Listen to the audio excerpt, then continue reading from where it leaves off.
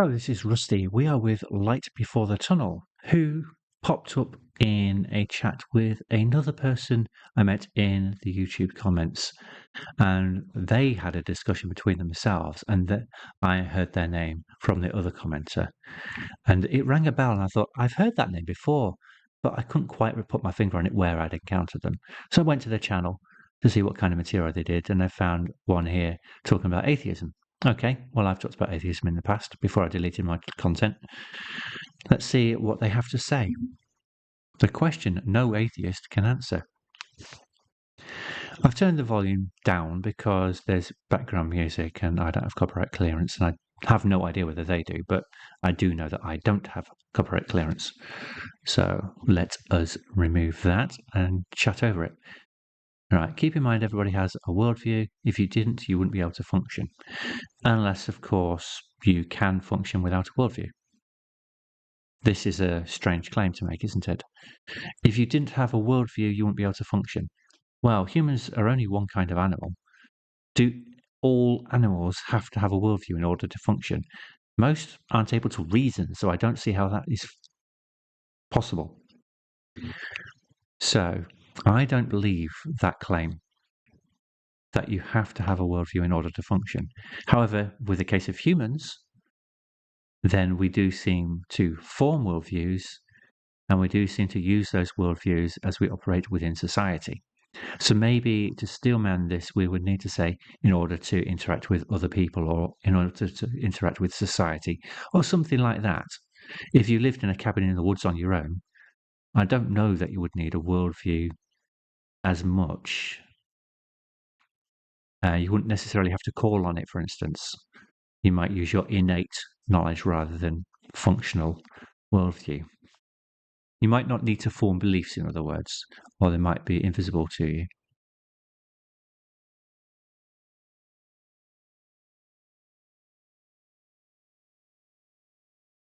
Hey, atheists. If a random person asked you the following question on the street, how would you respond? I just lack belief that any particular non-theistic worldview is true. How would I respond? Good for you. What are you telling me for?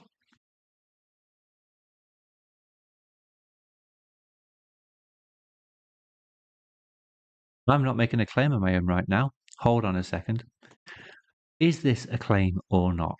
Now, like before the tunnel, it's presenting it and saying that it isn't, which infers that they are treating it as a report of their mental state, which how do you know what your mental state is?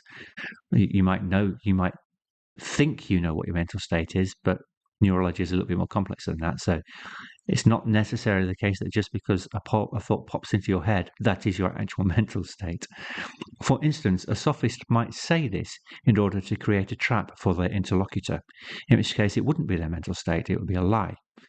They would be putting it forward as something they thought would trip the other person up in conversation, and then they could go, I am the victor, you are the loser, like that.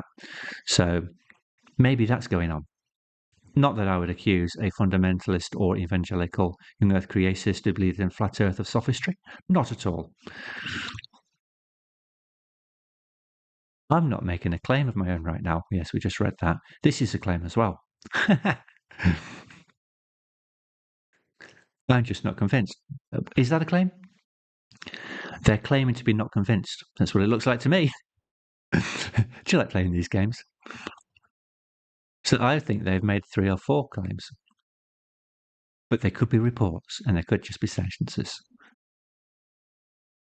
What evidence or valid rationale convinced you that any particular non-theist worldview is true? None. This is an example of a loaded question. It's assuming that me, as the atheist, has been convinced that a particular non-theistic worldview is true, that it is the case. What if, however, I am an atheist who isn't convinced that a particular non-theistic worldview is true, but rather am not convinced that a particular theistic worldview is true? So there are 2 different propositions on the table when it comes to belief in gods. There is the proposition that at least one God exists, And as the counter proposition, it is not the case that at least one God exists. And you can have a belief state with both of them. So at least one God exists. Do you believe that or do you not believe that? Well, for me, I don't believe that. I don't believe that it is the case that at least one God exists. How about the second proposition? It is not the case that at least one God exists. I do believe that. I do believe that it is not the case that at least one God exists. Now, some other atheists, and this is where the argument here falls down, do not believe that it is not the case that at least one God exists. They haven't been convinced that God doesn't exist. At the same time, they haven't been convinced that God does exist. They are open to being persuaded either way. So it's possible that God could exist, but then if that isn't the case, God doesn't exist.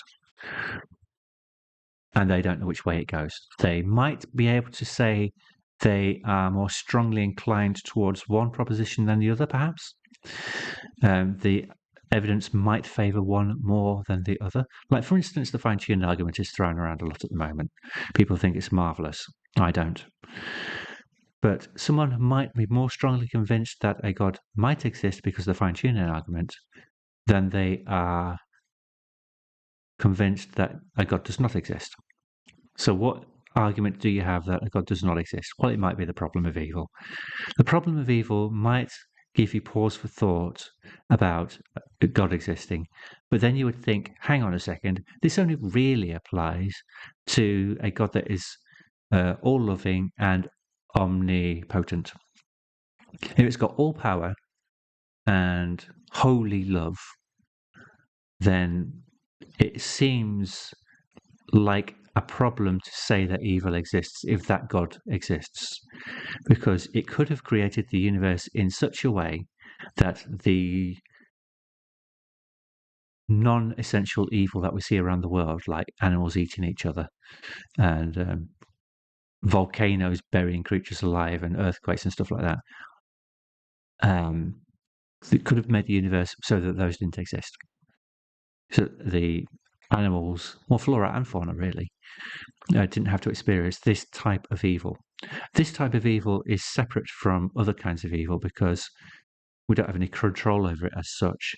It happens regardless of what we do. So we might be able to mitigate it here on Earth, but it's all over the universe. And if there's life anywhere else, there's nothing we can do about it. It's going to happen on other planets that have tectonic activity or a hot volcanic core. So that would be an issue for that particular presentation of our God.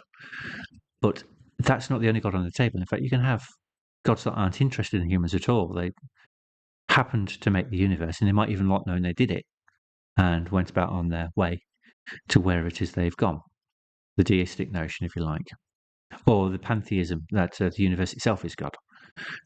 So gods of those types wouldn't be affected by the argument from evil in the same way. So it wouldn't convince you that a God doesn't exist as strongly as you might have been convinced that a God could exist by the fine-tuning argument.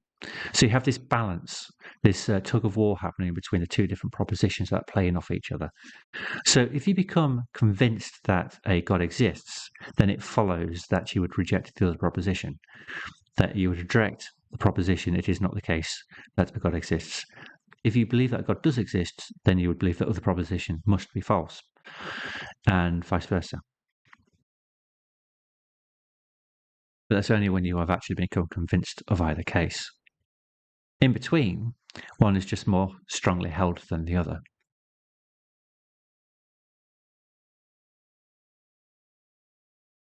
And because of that, such an atheist wouldn't be able to see that their non-theistic worldview is true. They would only say that they thought it more likely that a God didn't exist than did. That doesn't mean true. That means probable. So the argument doesn't work.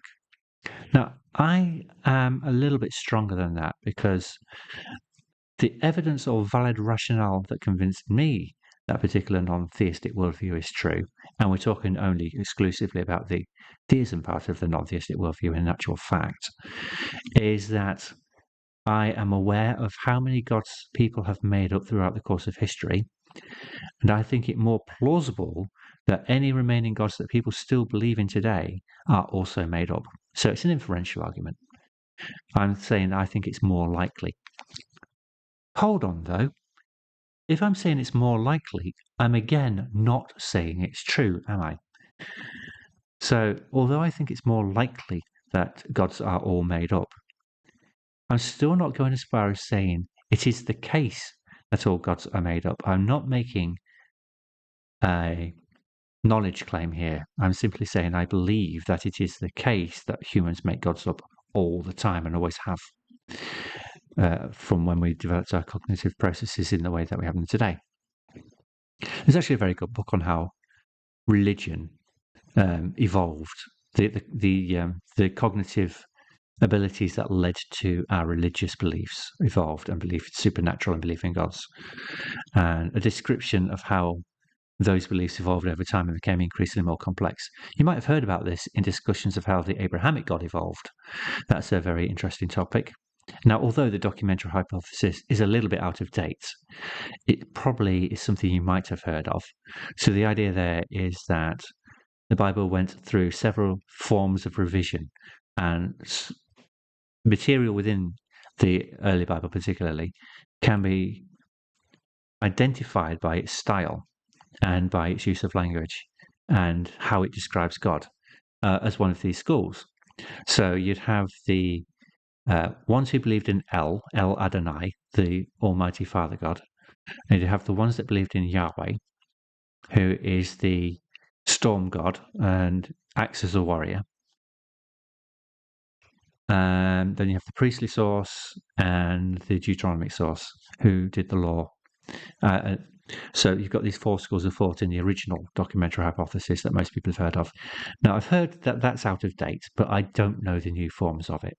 That scholarship has moved on and thinks there's more to it, or they haven't quite got that right at the time, so they've had another look. So it's worth catching up with where they're up to now, but they are in agreement for the most part that there are signs that the Bible has been edited over time to reflect the needs of its adherents and the need of its proponents. The followers needed their God to be presented in a particular way, and they had no trouble or no pause for thought in going back to earlier material and changing it to match theirs, or at least editing it so it seemed, at least at a passing glance, more coherent than it would have been if they'd left it without editing. You notice that in the creation stories and the flood stories, there's at least two creation stories, maybe three, because of where Cain got his wife. That might be a third story that's slightly different to the other two. Genesis 1 to chapter 2, verse 3 is the first creation story. I'll say first, as in it precedes in the Bible. And Genesis 4 onwards is the second creation story, although I think it's actually older. But you can see I'm not a scholar. You can see scholars discuss which is older and which is younger, and how they tried to harmonize them a little bit. And the idea that Cain went to get a wife might be a reflection of some other tradition, as in Adam and Eve weren't the first humans. Cain didn't marry his sister. There were people already living in that land when he got exiled. So Cain got exiled. There were people living where he went, and he picked his wife from that group of people. And then the idea that Cain married his sister just goes away. It isn't a claim that all Adam and Eve had lots and lots of other children. Then they went over to the other land, settled it, had children, and Cain married his niece or his great niece. That's a little less problematic than as I've just presented it there, which is if you try and harmonize the chapters instead, what you must come away with. So there's these reasons to think that the Bible has been edited and harmonized, and that the concept of God has changed. Now, archaeology supports this too. There's a 10th century BC statue showing El, Yahweh, Asherah, and Baal on the same statue, all four of them. And I think El had something like 72 sons as part of the Canaanite pantheon before it became Judaized. and they did away with all the other gods, including Asherah, who was originally, I think, El's consort. Again, have to see the scholarship on that one to work it out exactly. But before she was done away with altogether, she was Yahweh's consort, and you have Yahweh and his Asherah mentioned on an inscription. But then Asherah got done away with altogether, and they dropped her altogether, and you're left with just Yahweh. And the Bible goes through phases of where it's talking about lots of gods, and the people group were worshipping lots of them. They tried to disguise that over time. They were later favouring one god among many, so Yahweh became the exclusive god of worship, but they didn't deny other gods also existed. You actually think of the showdown between Moses and Aaron and the Egyptian priests. Now, what is now said to be Yahweh in our version of the Bible was able to do a miracle for Aaron and Moses by turning their staff into snakes. But the Egyptian priests could do the same. They could do the same trick. Their staffs could also turn into snakes. And the suggestion there is that the Egyptian gods, whichever one it was, I would assume it would only be one of them, was aiding the Egyptian priests, and Yahweh, as we have it in our Bible, was aiding Moses and Aaron. And the snakes that were from Moses and Aaron's staff gobbled up the snakes of the Egyptian priests. And that is implying that Yahweh is more mighty than the Egyptian gods. So the idea there is that the two gods are in competition through this magic trick, and they are trying to show who is stronger. My magic is stronger than your magic. So it's not denying that other gods exist, and that is a showdown between two gods that you might not have seen before, unless you're introduced to the idea first that the Bible did have references to other gods that became redacted over time as monotheism evolved. Monotheism is actually quite late. It's around the 6th century BC before that emerges as a consequence of the Reformation, the BC Reformation of Israel, of course, the restoration to the temple through Nehemiah and all of that, the Persia releasing the Jews back to the captives. Obviously, they didn't take all of the Israelites into captivity. They just take the princes, nobles, kings, priests, the ruling class. So they released them. They built the temple back up, and Yahweh was the god after that point. So any references you see to Baal as being a false god are because the ruling elite came back and said, this is the god we're all worshipping now. Anyone who worships anything else is an idolater and is worshipping a false god. So they imposed monotheism on what had been a monolatrist society and previously a polytheistic society. So what we see here is a trend of a god evolving over time. And this is the Abrahamic God that we all know today. And that hasn't stopped. You see that Christians in the first century also had their own ideas about what God was. And they evolved the concept a bit more. And you get to the church fathers, they do the same. It moves forward a bit more until we get to today. And all of a sudden, it's timeless, spaceless, immaterial, lives outside the universe, created the universe. I don't know how many of these things would have been believed in Jesus' time, if any. I'm not entirely convinced that most of these attributes would have been believed by first century Christians. They are all things that have evolved over time to fit the needs of adherents and proponents. And that is my evidence or rationale of why a particular non-theistic worldview is probable. So you see the problem with the question here. It's loaded. It's loaded with this word here, true. Where even for someone who is strongly convinced that it's more likely the case that gods don't exist than do, I'm still going to draw the line at only saying probable, not true. And then, of course, like before the tunnel, crows about this because people try and answer the question as it's written. But the question isn't valid. It's loaded. And that is itself fallacious. It's also sophistry. It's deliberate. It's deliberate because if you use a sophistic line of reasoning, your rhetoric is doing your work for you, even if the other person has the stronger claim. So, have we seen any reason to think that God does exist in this short presentation? No. Light Before the Tunnel hasn't done that here. They've made no attempt here to do that, but they do have other videos, and I'm aware that they have other videos. So they may well have done that in other videos, tried to make their case. In this video, they're not. All they're doing is trying to use sophistry to trip other people up into making spurious arguments or fallacious arguments, and then they jump in and say, all of the atheists are making fallacious arguments. All of the atheists are supposed to be champions of reason, but I don't think that's true. Why is it not true? Because the question's loaded. I'll let you watch the rest of it because that's what they're crying about, so you might as well see them actually say it.